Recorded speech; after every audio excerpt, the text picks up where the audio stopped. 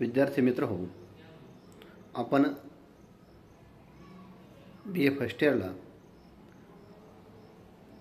जी हा पेपर ठेवण्यात आलेला आहे, basic state and government Maharashtra, म्हणजेच लोकल स्थानिक राजकारण, त्याबरोबर राज्याचं राजकारण कशा स्वरूपाचं चालते, राज्याचं शासन कशा स्वरूपाचं असते, याची रचना काय आहे, कार्य काय आहे, याची राजकीय आकृतीबंध या प्रकरणामध्ये आपण बघणार आहोत.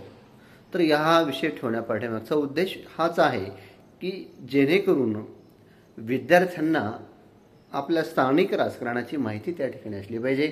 आपल्याच राज्याची रचना कशा स्वरूपाची आहे, त्यामध्ये मुख्यमंत्र्याचं कार्य कशा स्वरूपाचं आहे, राज्यपाल कसे आहेत, एकंदरीत शासन व्यवस्था, राजकीय व्यवस्था राज्याची कशा स्वरूपाची चालत असते याचा अभ्यास या ठिकाणी करणं गरजेचं आहे. विद्यार्थी मित्र हो, आपण सर्वजण महाराष्ट्र राज्यामध्ये या ठिकाणी राहत आहोत. मग महाराष्ट्रासहित भारतामध्ये आज जवळपास 28 घटक राज्य त्या ठिकाणी आहेत. या घटक राज्यापैकी महाराष्ट्र एक अत्यंत महत्त्वाचं असं एक घटक राज्य आहे. कारण आज भारताची अर्थव्यवस्था मुंबईसारख्या म्हणजे महाराष्ट्र अद्ययावत असणारं राज्य असल्यामुळं भारताची एक प्रकारची अर्थव्यवस्था महाराष्ट्राने हातभार लावलेला त्या ठिकाणी आपल्याला दिसून येतो. मग या राजकारण अगोदर आपल्याला समजून घ्यायचं असेल, इथली शासन व्यवस्था जर समजून घ्यायची असेल, तर या महाराष्ट्र शासनाचा किंवा महाराष्ट्र राज्याचा भूगोल, इतिहास, प्रशासन कशा स्वरूपाचं आहे याची एक पूर्व पार्श्वभूमी त्या ठिकाणी बघणं आपल्याला क्रमप्राप्त ठरत असतं. तर विद्यार्थी मित्र हो, महाराष्ट्र राज्य निर्माण होण्या पाठीमागे अनेक प्रकारची एक संयुक्त महाराष्ट्राची चळवळ त्या ठिकाणी निर्माण झालेली आपल्याला दिसून येते. मग या चळवळीमध्ये अनेक प्रकारच्या संयुक्त महाराष्ट्राच्या संघटना त्या ठिकाणी काम केलेल्या आहेत.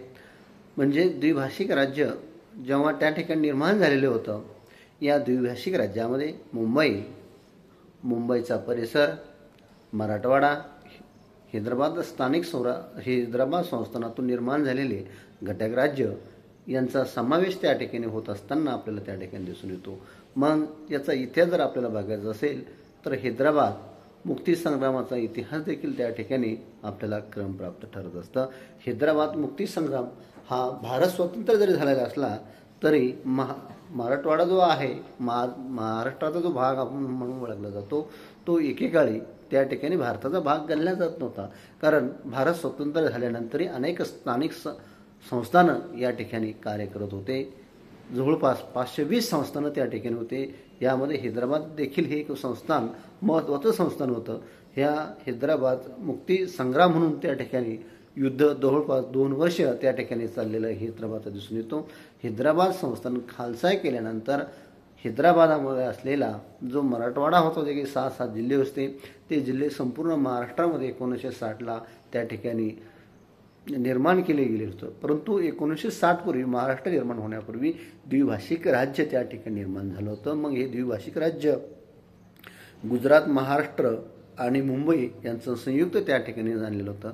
आणि 1960ला म्हणजेच महाराष्ट्र राज्य निर्माण झालेलं आहे 1 मे 1960ला. परंतु त्यापूर्वी हे राष्ट्र निर्माण होण्यापूर्वी अनेक प्रकारचा लढा त्या ठिकाणी संयुक्त महाराष्ट्राची चळवळ म्हणून त्या ठिकाणी निर्माण झालेला आहे. मग या ठिकाणी मोरारजी देसाई यांचे मुख्यमंत्री असताना या संयुक्त महाराष्ट्राचे त्यावेळेस 1956ला म्हणजे काँग्रेसेतर जे काही राजकीय पक्ष होते, यांनी सर्वांनी एकत्र येऊन त्या ठिकाणी आपली एक संयुक्त महाराष्ट्र चळवळ त्या ठिकाणी निर्माण केलेली आपल्याला दिसून येते. मग या संयुक्त महाराष्ट्र चळवळीचा उद्देश हाच होता की महाराष्ट्र राज्याची निर्मिती करणे. आणि खऱ्या अर्थानं मग या ठिकाणी अनेक प्रकारचं हुतात्मा त्या ठिकाणी अनेक महाराष्ट्रातील क्रांतिकारकांना त्या ठिकाणी निर्माण झाल्या. जवळपास या लढ्यामध्ये 107 जणांचा मृत्यू त्या ठिकाणी झालेला आपल्याला दिसून येतो. तेव्हा तो महाराष्ट्र काय झालेला आहे की महाराष्ट्र निर्माण झाला 1960ला. पंडित जवाहरलाल नेहरू यांनी त्या ठिकाणी महाराष्ट्र राज्याची घोषणा केली आणि महाराष्ट्र राज्याचा कलश हा जेव्हा महाराष्ट्राचे पहिले मुख्यमंत्री यशवंतरावजी चव्हाण हे घेऊन आलेले आपल्याला त्या ठिकाणी दिसून येतात. अशा स्वरूपात एक प्रकारचा महाराष्ट्र राज्याची एक ऐतिहासिक पार्श्वभूमी त्या ठिकाणी आपल्याला दिसून येते. महाराष्ट्राच्या भूगोलाचा जर विचार आपण केला तर या ठिकाणी भौगोलिक बरोबरच नद्यांचे काही खोरे, सातपुडा पर्वत, अशा सह्याद्री पर्वत, कोकण अशा स्वरूपाचा भाग त्या ठिकाणी निर्माण झालेला होता.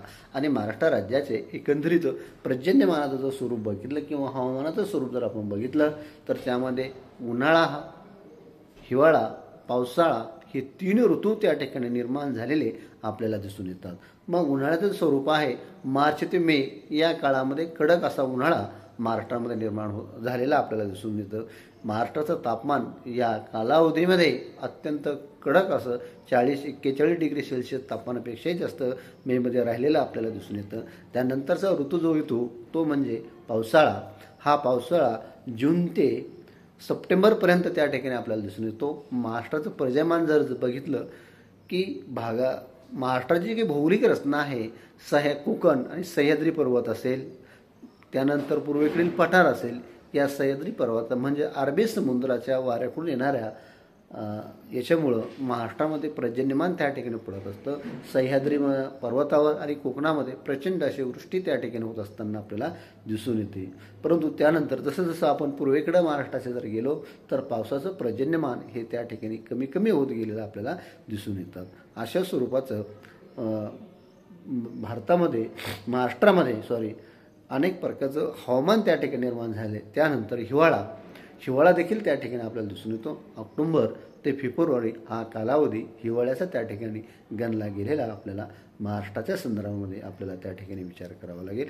ही झाली एकंदरीत भौगोलिक स्वरूपाची माहिती. त्यानंतर राज्याचे काही प्रशासनाच्या दृष्टिकोनातून, राज्यकारभाराच्या सोयीच्या दृष्टिकोनातून अनेक प्रशासकीय विभाग त्या ठिकाणी पाडले गेलेले आपल्याला दिसून येतात. मग या प्रशासकीय विभागामध्ये प्रदेशानुसार प्रशासनाच्या सोयीसाठी हे विभागाचं कार्य त्या ठिकाणी विभागलेले गेलं आहे.